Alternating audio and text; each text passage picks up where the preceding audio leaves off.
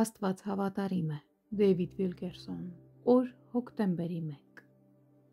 Կյանքի խոսքը պահելով։ Պողոսը գրում է. «Կյանքի խոսքը պահելով ինձ պարծանք լինելու համար Քրիստոսի օրում, որ զուր տեղը չվազեցի և զուր չաշխատեցի»։ Փիլիպպեցիս 2:16 խոսք։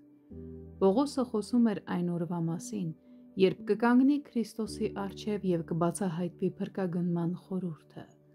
Սուրբ Գիրքն ասում է, որ այդ օրը մեր աչքերը կբացվեն և մենք կտեսնենք Տիրոջ փառքը առանց նրա կողմից որևէ մեղադրանքի։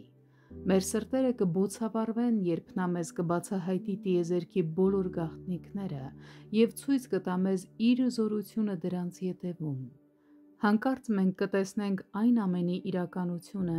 ինչը մեզ համար հասանելի էր մեր երկրային փորձությունների ժամանակ, երկնքի զորությունն ու ռեսուրսները, պահապան հրեշտակները, Սուրբ Հոգու մշտական ներկայությունը։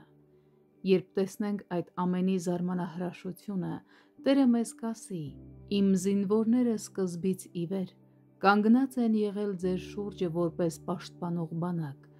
Դուք երբեք վտանգի տակ չեք եղել սատանայի կողմից։ Դուք երբեք պատճառ չեք ունեցել վախենալու ձեր վաղվա օրվա համար»։ Այդ ժամանակ Քրիստոսը մեզ ցույց կտա Հորը, և դա կլինի մի ապշեցուցիչ պահ։ Երբ մենք տեսնենք մեր երկնային Հոր վեհությունը,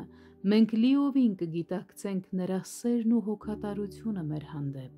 Հանկարծ ճշմարտությունը մեզ կհասնի ամբողջ իր զորությամբ։ Ահա որ կա և հավիտյան կլինի մեր Հայրը, իսկապես մեծ Եսեմը։ Պողոսն ասում է, որ նա պահում է Աստծո հավատարմության մասին խոսքը, քանի որ չի ուզում կանգնել Տիրոջ առաջ և մտածել.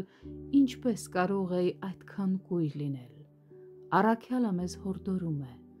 «Ուզում եմ, որ ուրախանամ այն օրը, երբ աչքերս լիովին կբացվեն։ Ուզում եմ կարողանալ վայելել յուրաքանչյուր հայտնություն, գիտակցելով, որ վստահել եմ նրա խոստումներին։ Ուզում եմ իմանալ, որ ամուր կառչել եմ կյանքի խոսքից տառապանքի հանդեպ իմ բոլոր արձագանքներում, որ մղել եմ բարի պատերազմը, որ ապացուցել եմ իմ Տիրոջ հանդեպ հավատարմությունը»։ Սիրելիներ, թող որ այդպես լինի նաև մեր դեպքում։